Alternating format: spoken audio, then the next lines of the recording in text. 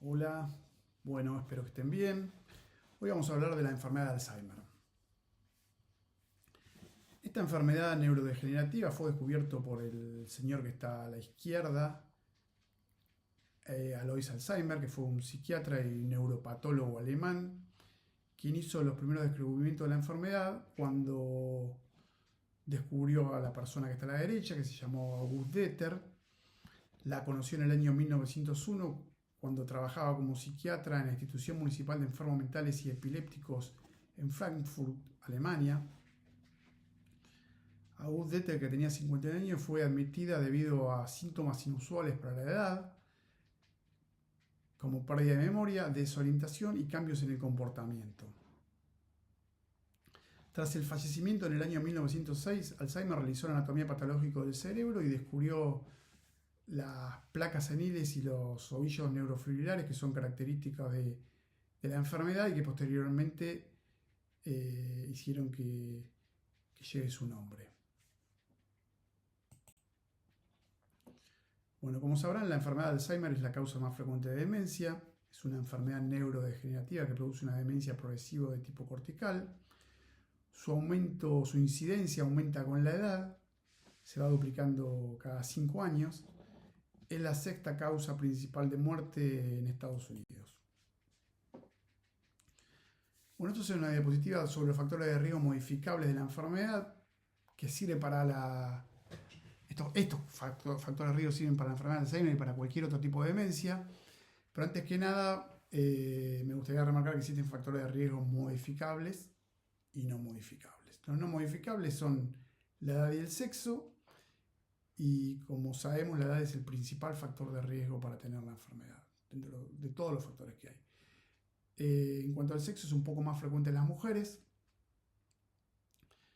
Y si hablamos de los factores de riesgo modificables, que son los que están en esta imagen que fue publicada por la Comisión de Demencia de The Lancet en la actualización que se hizo a mediados del 2024, el año pasado, y ellos descubrieron y estimaron que el 45% de los casos de demencia podrían prevenirse o retrasarse si se abordan estos factores de riesgo que están a continuación, que son 14. Con respecto a esta actualización, introdujo dos nuevos factores de riesgo, que son el colesterol LDL elevado y la pérdida visual. Y totalizan ahora 14 factores de riesgo. Los factores de riesgo se agrupan según el momento en la vida en que influyen. Por ejemplo, en la infancia el menor nivel educativo es crucial para prevenir demencias. En la mediana edad es importante la pérdida auditiva, el colesterol elevado, la depresión es un factor de riesgo importante para tener demencias también. Los traumatismos cráneoencefálicos, por ejemplo los boxeadores y los jugadores de fútbol, los cabeceadores, tienen un riesgo elevado. La inactividad física, la diabetes, el tabaquismo, la hipertensión, la obesidad. Como verán, estos son factores de riesgo cardiovasculares también. O sea, cada vez que estamos previniendo enfermedad cardíaca, estamos previniendo enfermedad cerebral también. En la edad avanzada se vio que el aislamiento social es otro de los factores de riesgo, la contaminación del aire ambiental y la pérdida visual. Entonces, si uno tratase estos factores de riesgo, podría prevenir hasta el 45% de los casos de demencia. Prevenir o retrasar, ¿no? Prevenir si la persona fallece, sería porque si todos viviésemos 120 años, hoy probablemente terminaríamos todas las personas con la enfermedad. Bueno, en cuanto a la genética de la enfermedad, hay tres variantes. La primera es la familiar de inicio temprano, que inician antes de los 65 años, aproximadamente a los 50. Probablemente August Deter pertenecía a este caso, a este tipo de variante. Acá hay unos genes causales y se asocia a tres tipos específicos, a la preselinina 1, preselinina 2 y el precursor de beta amiloide. Por suerte esta variante es muy infrecuente, es menos del 1 o 2% de los casos, y es autosómica dominante, por lo cual quien tenga el gen va a tener la enfermedad. Después hay una variante familiar de inicio tardío en el cual hay varios casos en una misma familia que lo presentan. No tiene que ser el padre, el hijo, puede ser el padre, el abuelo, o algún tío o algún familiar más lejano. No hay mutaciones causales únicas como como la variante anterior. Entonces es mayor de 65 años y como ven en la imagen, la frecuencia del 15 al 25% total de las causas. La más frecuente es la esporádica de inicio tardío, que inicia después de los 65 años y es multifactorial. Está muy influenciada por factores ambientales y genéticos, y entre ellos tenemos el alelo de la APOE4. Pero bueno, acá lo importante es decir que si uno tiene el gen ese no quiere decir que vaya a tener la enfermedad, a diferencia de lo que pasa con la variante familiar de inicio temprano. Esta es la más frecuente y es esporádica, no hay varias personas en la misma familia que la tengan. Por eso se dice que depende mucho del medio ambiente. Bueno, la anatomía patológica de la enfermedad de Alzheimer, bueno, tenemos atrofia cerebral, estamos hablando de etapas avanzadas, obviamente, sobre todo en los lóbulos temporales. Después en la anatomía patológica, al microscopio, tenemos lo que descubrió Elois Alzheimer, las placas amiloides y los ovillos neurofibrilares. Las placas amiloides son depósitos de la proteína fuera de la neurona, y los ovillos neurofibrilares se deben a la precipitación de la proteína tau dentro de la neurona, que se fosforila anormalmente y forma los llamados ovillos, como dije previamente. También vemos en la enfermedad de Alzheimer la angiopatía amiloide, que es la acumulación de la proteína beta amiloide en las paredes de los vasos sanguíneos cerebrales y meningios. También vamos a ver pérdida de neuronas y también vamos a ver pérdida de sinapsis. Y vamos a ver que la enfermedad tiene un déficit de acetilcolinesterasa, que es característico de esta enfermedad. Bueno, la patogenia de la enfermedad de Alzheimer, lo más aceptado es la hipótesis de la cascada amiloide, que en este gráfico que lo hice y mezclé la hipótesis de la cascada amiloide con el modelo ATN, como ven abajo en colores. El modelo ATN identifica las distintas etapas de la enfermedad. Bueno, ¿qué dice la hipótesis de la cascada? Bueno, la hipótesis dice que el origen de la enfermedad es el depósito de beta amiloide. Este depósito de beta amiloide, como verán, se puede producir aproximadamente a los 50 años, años más, años menos, pero bueno, acá arranca el problema. Después del depósito del beta amiloide fuera de la neurona, se activa la microglía. Posteriormente esto da origen a la formación de ovillos neurofibrilares dentro de la célula, y con el correr de los años se produce la pérdida neuronal y los cambios neuroquímicos, que son el déficit de acetilcolina, como dije previamente. El depósito de beta amiloide en el modelo ATN está representado por la letra A positiva. La formación de ovillos neurofibrilares en este modelo se utiliza la T, que marca la tau patológica, y la pérdida neuronal se identifica con la N, donde las neuronas mueren.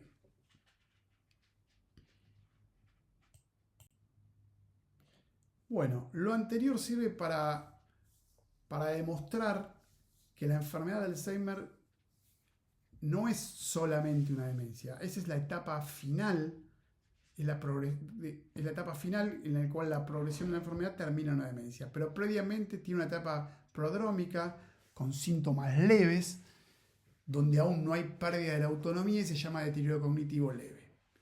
Y lo más importante es que hay una fase preclínica que puede durar hasta 20 años, donde el individuo está asintomático, pero ya comienzan los daños en el cerebro que vimos previamente. Como lo dice la hipótesis de la cascada amiloide, empiezan con el depósito de proteína beta amiloide en el cerebro, donde no hay ni un solo síntoma. Posteriormente se agrega la precipitación de la proteína tau, donde puede empezar a haber algunos síntomas, y obviamente en la fase avanzada, donde ya hay muerte neuronal, tenemos los síntomas característicos de la enfermedad, de la demencia, digamos, no de la demencia, donde hay pérdida de la autonomía. Bueno, entonces como dije recién, hay una etapa preclínica. Como ven acá hay un deterioro cognitivo leve debido a la enfermedad de Alzheimer. Y después una demencia cuando ya se pierde la autonomía. Lo más frecuente en la enfermedad de Alzheimer es que haya una forma típica donde el primer síntoma es la pérdida de memoria y hay una forma típica en la que la memoria no es lo más afectado inicialmente. En la forma típica puede haber afección del lenguaje, las alteraciones, puede haber alteraciones visoespaciales, pisoconstructivas y cambios conductuales. En este gráfico vemos lo más frecuente, que es el deterioro cognitivo leve debido a enfermedad de Alzheimer, donde hay un compromiso de la memoria y específicamente de la memoria episódica. Cuando la enfermedad avanza con el paso del tiempo, la memoria suele empeorar, se agregan otros trastornos cognitivos y conductuales, aunque los conductuales pueden estar en el deterioro cognitivo leve, pero más solapados. Y decimos que tiene demencia porque los síntomas son lo suficientemente severos como para interferir en el funcionamiento social y en las actividades de la vida diaria.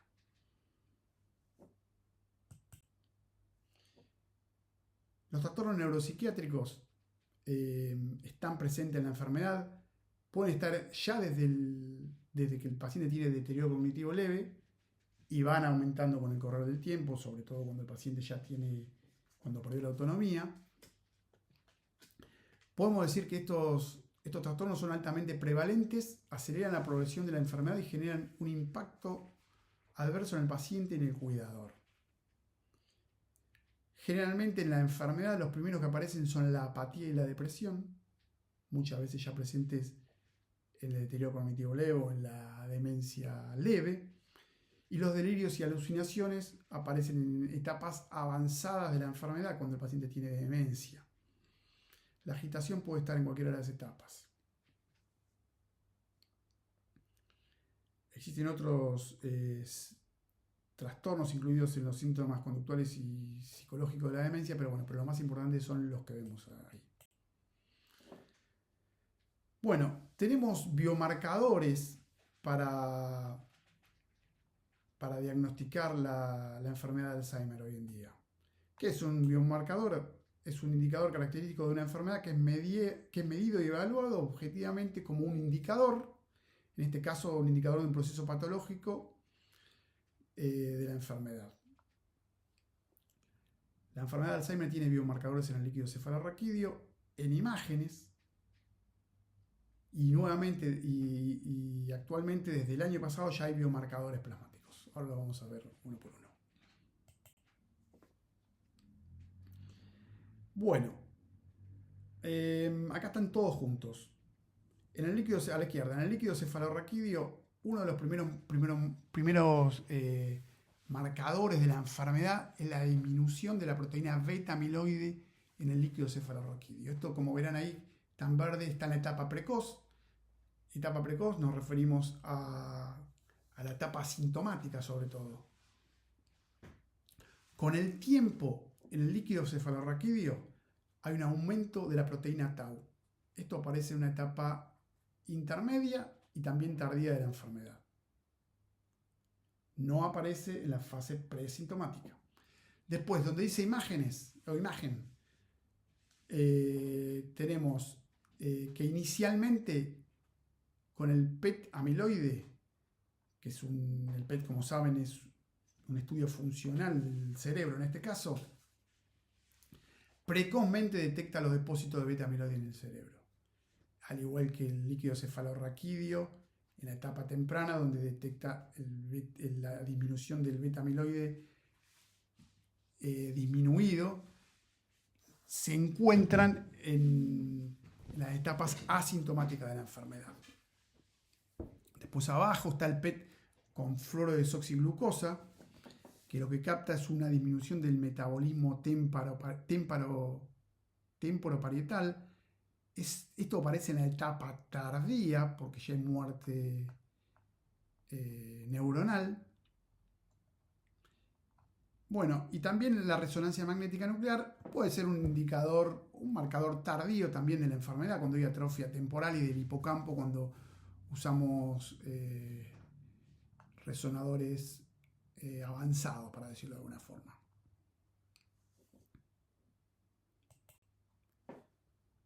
Si hablamos de los biomarcadores plasmáticos, la novedad, digamos, como dice ahí, se ha visto que el beta amiloide puede encontrarse ya disminuido en sangre. Las proteínas tau anormales también se pueden medir y detectar. En este caso están aumentadas. Fíjense que pasa lo mismo que cuando se mide el líquido cefalorraquídeo. Inicialmente hay una disminución del beta amiloide en el líquido y hay también, para esa misma etapa, hay una disminución del beta amiloide en sangre. Con las proteínas tau pasa lo mismo, que aún se encuentran aumentadas en etapas tardías de la enfermedad. Bueno, ¿por qué esta novedad? Desde el 2024 la Asociación de Alzheimer y junto con el Instituto Nacional de Alzheimer han validado estas herramientas para apoyar el diagnóstico de la enfermedad de forma precoz. Todavía en Argentina no hay, pero se espera que para el año que viene ya empiecen a estar los primeros y van a ser unos marcadores muy importantes porque permiten un diagnóstico temprano, son menos invasivos que el PET cerebral y van a ser mucho más baratos. En Estados Unidos hoy en día están aceptados para el deterioro cognitivo leve y para cuando se sospecha de demencia leve para ser utilizados. Bueno, también se utilizan en investigación, ¿no? Entonces, en el diagnóstico de la enfermedad de Alzheimer, que ha variado y ha habido nuevos criterios que han ido cambiando, vemos que hubo un cambio desde la clínica a la biología. ¿Por qué? Porque, como ven ahí, en el 2011 el diagnóstico tradicional se basaba en los síntomas. Y en ese entonces se hablaba de enfermedad de Alzheimer posible, que era cuando había un cuadro clínico no tan típico. Hablamos de una demencia probable cuando había un cuadro clínico típico, sin otra causa para pensar. Y solamente podíamos hablar de enfermedad de Alzheimer definitiva con una confirmación post-mortem, como hizo Alois Alzheimer, ¿no? Bueno, desde que se introdujeron los biomarcadores, sobre todo los PET cerebral, ya el diagnóstico lo podemos decir con certeza utilizando el modelo ATN, que es lo que está acá en la imagen, desde el 2018. Y desde el año pasado, el diagnóstico también es más accesible a través de biomarcadores plasmáticos. Hoy en día no están en todos los centros. No solamente los biomarcadores plasmáticos no están en Argentina directamente, sino no están disponibles en muchos centros los PET cerebrales. El que más se utiliza es el que más hay, digamos, es el PET con fluoro de desoxiglucosa, que muestra la muerte neuronal. Pero PET con beta amiloide hay pocos lugares en el país que lo realizan.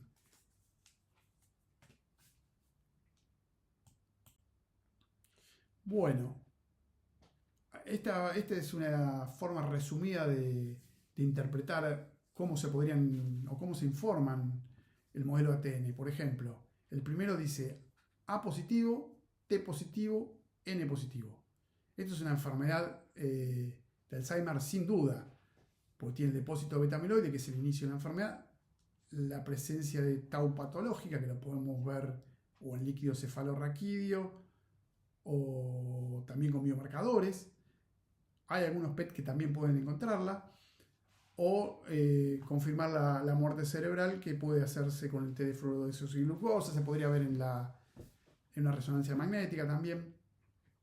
Después el segundo ejemplo es de un Alzheimer muy temprano. ¿Por qué? Porque tiene depósito de beta amiloide positivo, o sea, hay un descubrimiento que hay un beta amiloide de vuelta por el beta amiloide, que inicialmente se utilizaba el componente Pittsburgh, ahora se utilizan otros compuestos, pero no se evidencia daño en proteína tau, ni hay muerte cerebral, obviamente. Entonces esto sería la etapa presintomática, donde el paciente no tiene síntomas y pueden pasar 20 años, 10 años, 5 años hasta que aparezcan los síntomas. Y otro ejemplo es el que está abajo, que es Es otra enfermedad neurodegenerativa que no es Alzheimer. ¿Por qué? Porque no tiene depósito de beta amiloide. Ven, A negativa. Si por biomarcadores la A es negativa, no hay chance de que tenga enfermedad de Alzheimer. Puede ser otra traupatía, otra enfermedad. Bueno, tratamiento. Para ir cerrando. Tenemos los tratamientos sintomáticos tradicionales, los tratamientos modificadores de la enfermedad, el punto número 2, que es la novedad que hablamos recién. O sea, no es la novedad que hablamos recién, pero está dentro de las novedades que mencioné recién.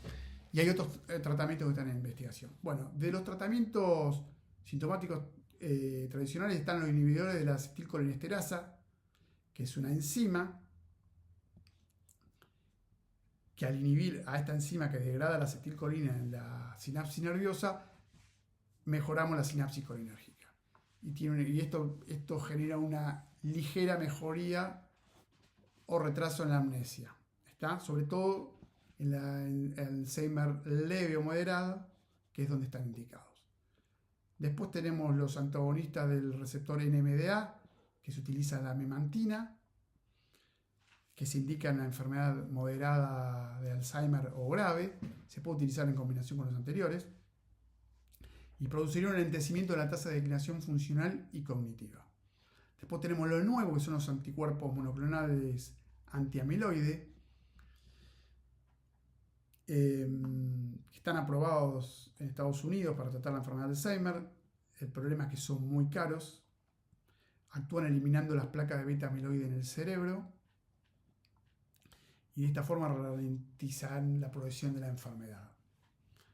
Y así preservan las funciones cognitivas y funcionales durante más tiempo. Existen cientos de tratamientos, cientos de estudios de tratamientos con anticuerpos monoclonales, pero bueno, hay 2 que están aprobados. Va a haber cada vez más. A la larga van a llegar a nuestro país. Actualmente no se usan, pero es cuestión de tiempo. Y el futuro de la enfermedad o el futuro del tratamiento está probablemente con estos anticuerpos monoclonales, que están indicados solamente en la enfermedad de Alzheimer temprana, o el paciente cuando ya tenga deterioro cognitivo leve o tenga una demencia leve. Pero se utilizan solamente tras confirmación con biomarcadores, no con sospecha clínica solamente. Bueno, existen otros tratamientos en investigación, que son terapias combinadas, vacuna antiamiloide, anti-tau, para la neuroprotección, pero todavía falta para que se desarrollen aún más. Bueno, esto fue todo por hoy. Espero que les haya servido. Hasta luego.